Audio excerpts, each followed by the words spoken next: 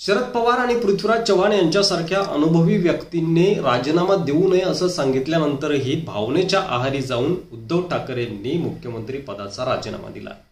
ही त्यांची चूक त्यावेळी कोर्टाने निदर्शनास आणून दिली आणि आता आणखी एक चूक उद्धव ठाकरेंच्या हातून घडलेली आहे। शिवसेना आमदारांच्या अपात्रतेच्या मुद्द्यावर विधानसभा अध्यक्षांनी आज निकाल दिला, जो की शिंदे गटाकडून लागला, आपल्या सगळ्यांना माहीतच आहे। आणि शिंदेंचे 15 सहकारी आमदार देखील पात्र ठरले।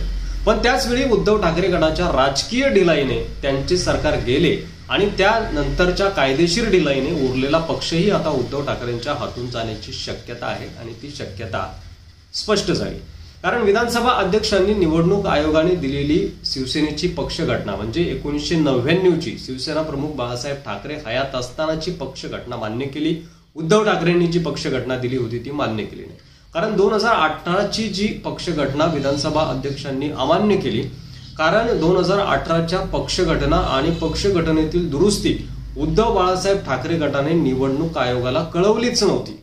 अर्थातच निवडणूक आयोगाकडे त्याची नोंदच नव्हती आणि त्यामुळे ही कायदेशीर ढिलाई उद्धव ठाकरेंना फार महागात पडलेली आहे।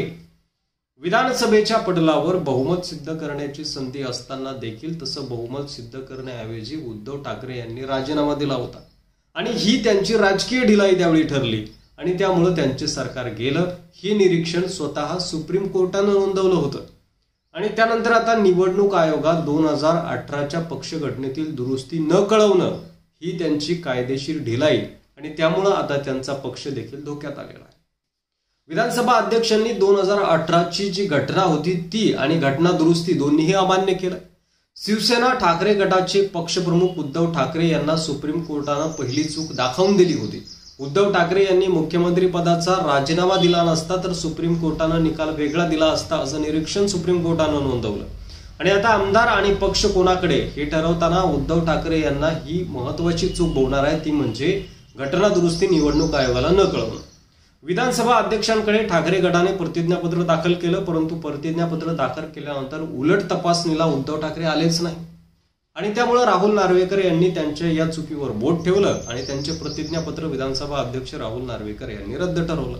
त्यामुळे उद्धव ठाकरे यांचं सरकार गेल्यानंतर आता पक्षही त्यांच्या हातातून जातो की काय अशी शक्यता वर्तवली जात आहे आणि ते हळूहळू स्पष्टही होत आहे।